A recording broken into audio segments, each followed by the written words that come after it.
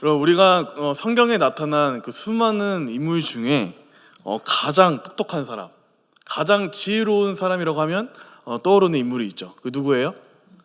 네, 솔로몬입니다. 근데 오늘 솔로몬은 자신의 인생의 말년에 한 책을 쓰는데 그 책은 바로 오늘 본문인 전도서입니다. 근데 전도서에서 솔로몬은 한 단어를 38번이나 반복을 해요. 근데 그 단어가 무엇이냐면 바로 헤벨이라는 단어입니다. 헤벨의 뜻은 뭐냐면 입김이라는 단어예요. 입김. 그래서 우리 성경에서는 이 헤벨을 헛되다라고 이렇게 번역을 했습니다. 그러니까 솔로몬은 전도서에서 뭘 계속 얘기하고 있냐면 인생이 마치 그냥 입김 같다고, 인생이 마치 헛되다고 계속해서 얘기하고 무려 38번이나 반복을 합니다. 그런데 여러분, 우리 인생이 헛되다라는 이 말을 다른 사람이 했다면 어땠을까요? 만약에 우리 교회 가운데 가장 어린 친구, 이제 막 말을 할 수 있는 유치부 친구가 와서 이렇게 와서 얘기하는 거예요. 예를 들어서 지훈이가 이렇게 와서 선생님, 저 인생 살아보니까 헛되고 헛돼요. 이렇게 이야기한다면 우리는 어떻게 반응을 할까요? 그냥 귀여워하겠죠. 근데 여러분, 그 말을 우리가 진심으로 담아둘까요? 담아두지는 않을 것입니다. 그러나 오늘 인생이 헛되다고 한 이 말을 한 사람은 여러분 4가지 분야에 있어서 최고의 정점을 찍은 사람이에요. 권력, 그리고 명예, 그리고 돈, 지혜에 있어서 최고의 정점을 찍은 사람이 이야기합니다. 근데 이 4가지, 우리에게 한 가지만 있어도 너무나 좋을 것 같은 것들이죠. 그런데 무려 이 4개의 분야에 있어서 최고의 정점을 찍었던 사람이기 때문에 우리는 그의 말을 가볍게 들을 수는 없을 것 같아요. 이 최고의 정점이었던 이 사람, 그리고 한 시대가 아니라 전 세대에서, 전 세계에서 최고의 정점을 찍은 사람이 이렇게 얘기하는 거예요. 내가 살아봤더니 인생 참 뭐도 없어, 인생 참 헛돼, 이렇게 말을 하는 거예요. 그럼 오늘 이렇게 말한 사람은 바로 누구냐? 솔로몬이면 것을 우리가 알 수 있죠. 그런데 여러분, 정말 우리가 생각해 보면 솔로몬이 누렸던 것들, 진심으로 헛되다고 인정이 되십니까? 솔로몬이 누렸던 것도 보면 헛되지 않은 것처럼 보여요. 여러분, 돈 많이 버는 게 헛된 것처럼 느껴지십니까? 아니죠. 돈 많이 벌고 싶고, 우리 명예도 많이 얻고 싶고, 우리가 지혜도 많았으면 좋겠잖아요. 근데 우리 이스라엘 역사를 보면 이스라엘은 평화로웠던 시기가 별로 없다라는 것을 보면 우리가 알 수 있어요.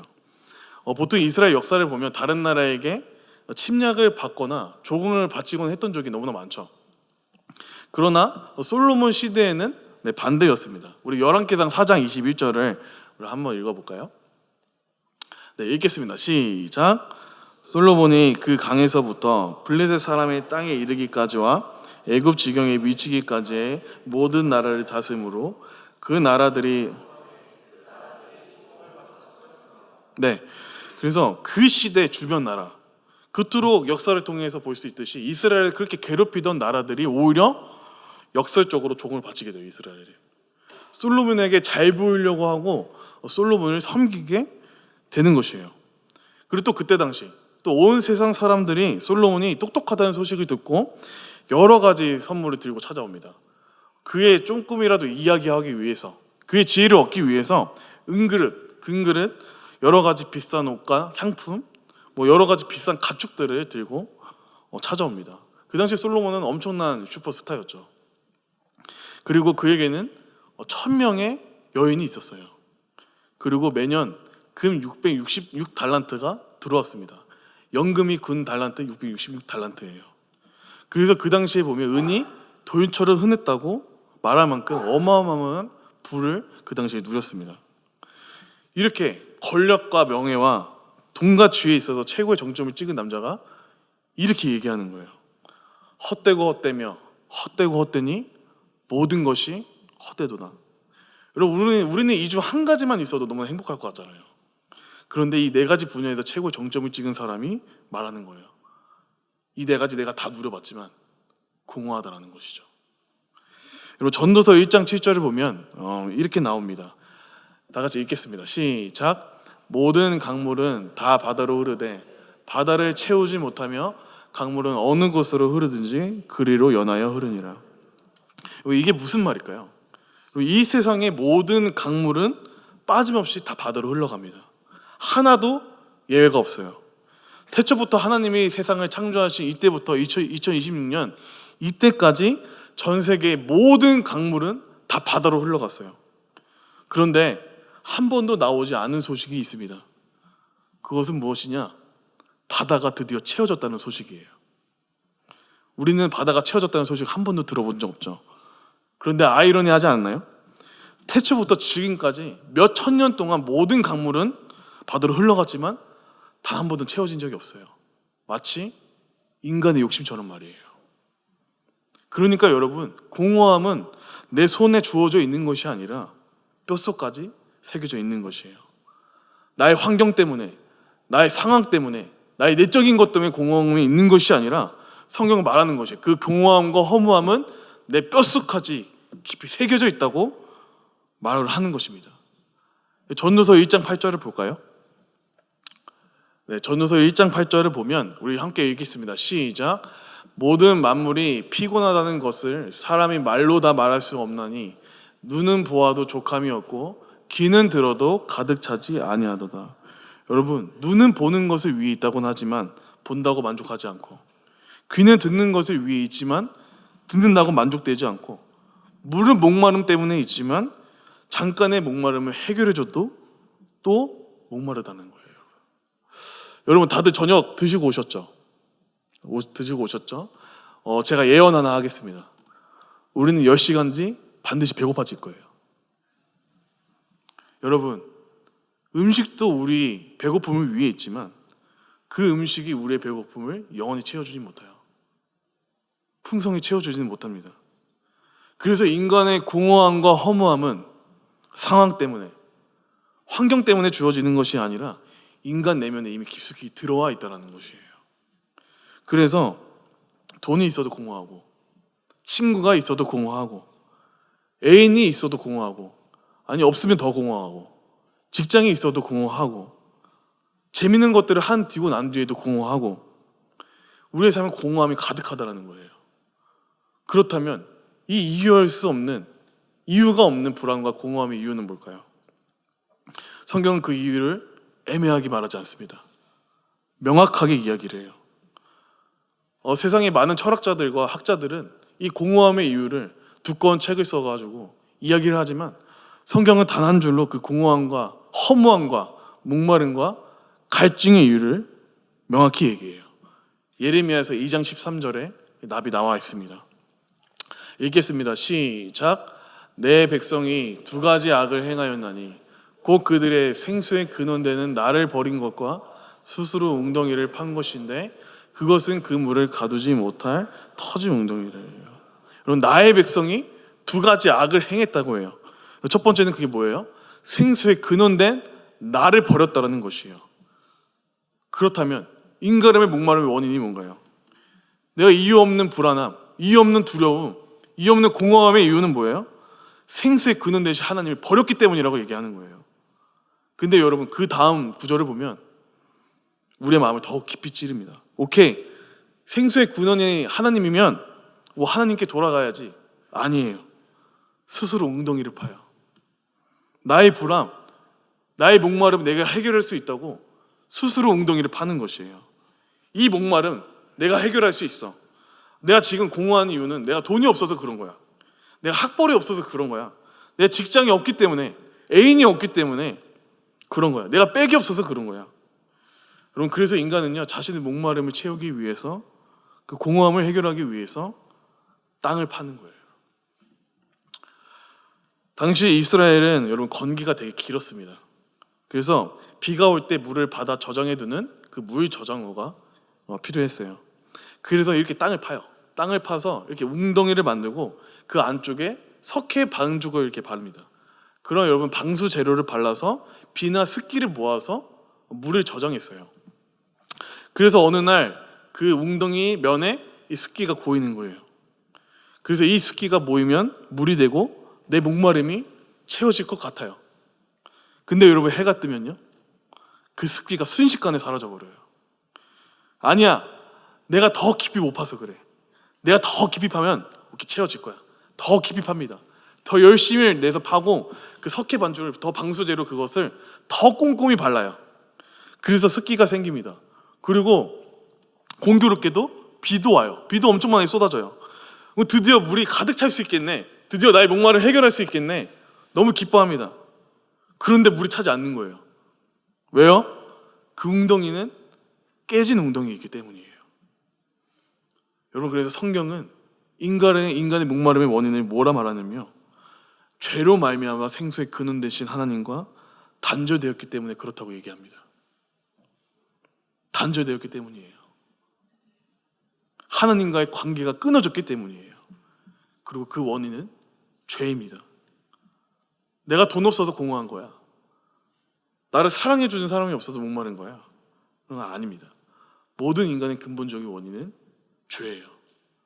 그래서 이 죄가 해결되지 않는 한 나의 목마름 문제를 절대 해결할 수가 없는 것이죠. 근데 그 해결을 위해 오신 분이 누굽니까? 바로 예수님이라는 것이죠. 다시 솔로몬에 돌아가서, 솔로몬 하면 우리는 지혜 있는 사람, 현명한 사람, 너무도 좋은 사람이라고 우리가 보죠. 그런데 이 솔로몬을 뭐 나쁘게 볼 필요는 없지만, 그렇지만 우리가 솔로몬도 균형 있게 볼 필요는 있습니다. 솔로몬의 역할은, 첫째는 뭐냐면 하나님의 축복이 주어졌어요. 근데 둘째, 솔로몬 때문에 나라가 분열됩니다. 그래서 솔로몬은 스스로 이렇게 얘기를 해요. 전도서 2장 4절부터 8절입니다. 네, 우리 다 같이 함께 읽겠습니다. 시작. 나의 사업을 크게 하였노라.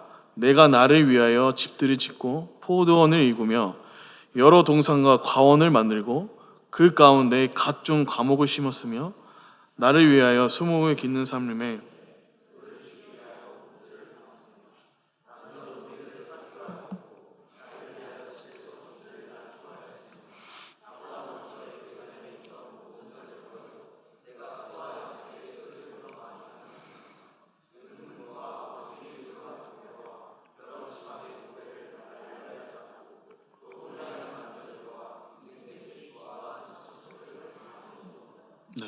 이렇게 전도서 2장 4절에서 8절을 보면 솔로몬은 자기가 행했던 그런 업적들을 나열을 해요. 근데 여기서 같은 단어가 4번이나 반복되는데 그게 무슨 단어인지 아세요? 나를 위하여예요. 나를 위하여. 그 솔로몬이 이렇게 열심히 한 이유는 뭐예요? 나를 위하여 했다고 얘기하는 거예요. 그런데 여러분, 더 심각한 것이 나옵니다. 전도서 2장 10절이에요. 네, 전도서 2장 10절 읽겠습니다. 시작. 무엇이든지 내 눈이 원하는 것을 내가 금하지 아니하며 무엇이든지 내 마음이 즐거워하는 것을 내가 막지 아니하였으니 나의 모든 수고를 내 마음이 기뻐하였습니다. 이것이 나의 모든 수고로 말미암아 얻은 몫이로다. 여러분, 솔로몬 말합니다. 내 눈이 원하는 것을 금하지 않았다고. 그리고 무엇이든지 내 마음이 즐거워하는 것을 막지 않았다고 얘기해요. 솔로몬을 원하면 다 해야 하는 사람이었어요. 금하지 않았어요. 갖고 싶은 게 있으면 갖는 사람이었어요. 여러분, 후궁과 첨이 몇 명인 줄 아십니까? 후궁은 700명, 첨은 300명, 저 1000명의 여인이에요. 여러분, 열왕기상 4장을 보면 솔로몬의 하루 식량이 나오거든요. 하루입니다. 근데 가는 밀가루는 30고루고 굵은 밀가루는 60고루예요. 근데 여러분, 1고루가 약 200리터 정도가 됩니다. 그러면 가는 밀가루 30고루는 몇 리터냐면 6000리터예요. 그래서 2리터 페트병으로 계산하면 3000개의 분량인 것이죠. 거기에 굵은 밀가루 60고루까지 합치면 약 12000리터입니다. 그러면 페트병으로 환산하면요 6000개예요. 그러니까 가는 밀가루와 굵은 밀가루를 합치면 하루의 밀가루만 페트병으로 9000개에 해당하는 양을 먹었다는 거예요. 하루예요, 하루. 일주일이 아니에요. 그런데 여러분, 이 정도 양이면, 9,000개 양이면 몇 명이 먹을 수 있냐면 24,000명이 먹을 수 있는 양이라고 합니다. 근데 물론 솔로몬 혼자 이거 먹는 건 아니겠죠. 왕국에 있는 사람과 같이 먹겠죠. 근데 여러분, 밀가루만 24,000명이 먹을 수 있는 양을 동시에 매일매일 공급을 하는 것이에요. 근데 여러분, 밀가루만 이렇게 먹었다는 거예요. 성경은 계속해서 말합니다. 살찐 소가 10마리, 초장의 소가 20마리, 양이 100마리예요. 이게 하루예요. 하루 식량을 그렇게 먹은 겁니다. 그리고 숫사슴 암사전, 노루, 이게 살찐 새까지 나옵니다. 말 그대로 원하는 것을 다 먹을 수 있는 삶이었습니다. 여러분 부러우세요? 여러분 배민을 하는데 배민 가격 안 보고 마음대로 주문할 수 있는 삶. 내가 먹고 싶은 것, 갖고 싶은 것, 누리고 싶은 것을 다 누릴 수 있는 그런 삶이었다는 거예요. 내가 원하면 다 가질 수 있는 거예요. 내가 저 여자가 마음에 들면 저 여자는 오늘 내 방에 들어와야 하는 거예요. 솔로몬이 뭐라고 말하냐면 나는 내가 원하는 거 지금까지 금하지 않았어. 내가 갖고 싶은 거 금하지 않았어. 이걸 자랑처럼 말했던 사람이라는 것이에요. 전도서 2장 18절에도 또 이렇게 나옵니다. 읽겠습니다. 시작. 내가 해 아래에서 내가 한 모든 수고를 미워하였느니 이는 내 뒤에 이 일에게 남겨주게 됩니다. 내가 해 아래에서 행한 모든 수고를 미워했대요. 왜요? 내 뒤를 이에게 남겨줘야 되니까요. 이 말이에요, 여러분. 내가 다 해놨는데 이거 결국 내 아들한테 넘겨줘야 되네. 이 왕국, 이 영광, 이 영토, 이 돈, 이 재산, 이 모든 것을 내가 수고해서 얻었는데 결국 내 자식에게 줘야 되네. 나는 그것이 싫어. 그래서 내가 한 모든 수고가 싫다라고 말하는 것이에요. 여러분 이게 솔로몬의 고백입니다. 한번 생각해 보세요. 여러분 솔로몬이 누린 왕권 자기 힘으로 누린 것이었습니까? 여러분 다윗의 왕위를 장자 승계 원칙으로 본다고 하면 원래 솔로몬은 왕위 계승 1순위가 아니었어요. 다윗의 장자는 암논이었고 그 다음에 길르압, 그 다음에 압살론, 그 다음에 아도니아였어요. 근데 암논은 셋째 압살롬에게 죽음을 당하죠. 그리고 둘째인 길르압은 성경에 거의 나오지 않습니다. 그래서 아마 일찍 죽었을 가능성이 크다고 봐요. 그러면 압살론도 반역하다가 죽었습니다. 그러면 그 다음 왕이 계승 1순위가 누구예요? 넷째인 아도니아죠. 그래서 열왕기상 1장을 보면 아도니아가 스스로 왕이 되려고 대관식을 열어요. 그게 맞는 거죠. 그런데 어떻게 솔로몬이 왕이 됩니까? 하나님의 은혜인 것이죠. 솔로몬은 왕이 될 자격이 있어서 왕이 된 것이 아니에요. 하나님께서 세우셨기 때문에 왕이 된 것이에요. 그럼 솔로몬의 지혜는 어떻습니까? 솔로몬이 열심히 공부해서 죽도록 공부해서 지혜가 얻어진 것이에요? 아니에요. 기도했더니 하나님께서 주신 것이에요. 하나님께서 은혜로 부어주신 것입니다. 그러니까 왕권도 은혜이고 지혜도 은혜이고 그가 누렸던 부귀영화도 은혜인 것이에요. 그런데 솔로몬은 시간이 지나면서 뭐라고 말합니까? 내가 있다. 내가 이뤘다. 내가 일궈내는 내 수고다. 내가 쌓은 것이다. 여러분 이렇게 얘기하는 거예요. 여러분 솔로몬은 똑똑한 사람이었습니다. 지혜로운 사람이었어요. 전교 1등과 같은 그런 사람이었어요. 그런데 여러분 똑똑한 것만으로 안 됩니다. 아무리 똑똑해도 여호와를 경외하지 않으면 그 지혜는 결국 자기 욕망을 정당화하는 도구로 될 수가 있어요. 여러분 솔로몬이 성적을 또 건축을 했습니다. 그런데 그 성전에 들어간 재료, 그 수많은 재료 누가 준비했는지 우리는 너무 잘 알잖아요. 다윗이 준비했어요. 역대상 22장을 보면 다윗이 솔로몬에게 성전을 지으라고 엄청나게 양의 금과 은을 준비해 둡니다. 금만 10만 달란트를 준비하고 은은 100만 달란트를 준비해놨어요. 여러분 근데 달란트는 동전 하나를 말하는 게 아니에요. 달란트는 무게의 단위예요. 무게의 단위. 그래서 금 한 달란트는 4명의 식구가 20년 동안 살 수 있는 돈이라고 합니다. 무려 20년 동안. 그런데 다윗이 금 10만 달란트, 은 100만 달란트를 준비해뒀어요. 상상할 수 없는 규모죠. 그런데 솔로몬이 성전 지성소에 입힌 금은 약 600달란트밖에 안 돼요. 나머지 99,400달란트는 어디 갔을까요? 자신의 왕국을 짓는 데 쓰는 거예요. 솔로몬은 그렇게 자신의 원함대로 큰 부귀영화를 누리며 자기 욕심대로 이기적인 자기밖에 모르던, 근데 그 사람의 인생의 결론은 무엇이냐? 인생 참 헛되고 헛되다, 이렇게 얘기하시는 거예요. 그런데 솔로몬과 정반대인 사람이 있어요. 그 사람은 어렸을 때부터 도망자의 삶을 살고 또 들판에서 살았던, 광야에서 살았던 사람이에요. 바로 다윗입니다. 그런데 다윗은 그가 들판에 있을 때 그와 강야에 있을 때 이렇게 고백해요. 여호와는 나의 목자시니 내게 부족함이 없으리로다. 여러분, 우리는 선택을 해야 합니다. 내가 들판에 있느냐, 왕궁에 있느냐가 중요한 것이 아니에요. 무엇을 먹느냐가 중요한 것이 아니에요. 무엇을 입느냐가 중요한 것이 아닙니다. 중요한 것은 이것이에요. 내 삶 가운데 하나님의 임재가 있는 것인가? 하나님이 진짜 나의 삶 가운데 함께 하셔서 동행하고 있는 것인가? 하나님의 임재가 있는 그 삶을 살고 있느냐는 것이에요. 여러분, 다윗이라고 죄가 없었습니까? 아니죠. 시편 51편을 보면 다윗도 죄를 지었어요. 그리고 또 간음의 죄를 지고 남편을 죽이는 그런 죄를 지었죠. 그런데 다윗은 그 죄를 어떻게 고백을 합니까? 우슬초로 나를 정결하게 하소서, 이렇게 고백을 해요, 여러분. 그런데 우슬초가 무슨 역할을 하냐면 나병 환자가 자기 몸을 깨끗하게 할 때, 정결하게 될 때 사용됐던 게 우슬초예요. 그러니까 다윗이 나를 우슬초로 씻어달라고 한 것은 무엇이냐? 지금 나의 죄가 하나님 앞에 나병처럼 더럽고 부정하다고 고백하는 것이에요. 다윗은 그렇게 죄와 싸웠고 죄 앞에서 통회했고 하나님이 철저하게 회개했고 그 죄 때문에 울었던 사람이에요. 그런데 솔로몬은요, 내가 원하면 다 가져야지.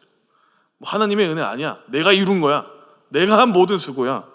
어떤 가정이 파괴되더라도, 누군가의 삶이 무너지더라도 내가 원하면 가져야 한다는 것입니다.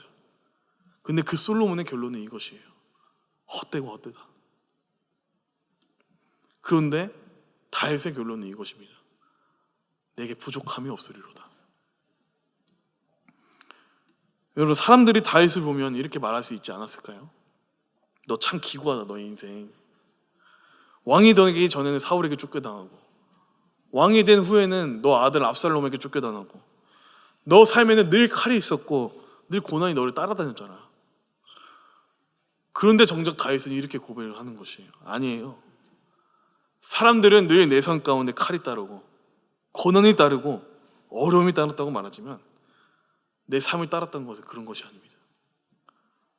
내 평생의 선하심과 인자하심이 반드시 나를 따랐다고 고백하는 것이에요.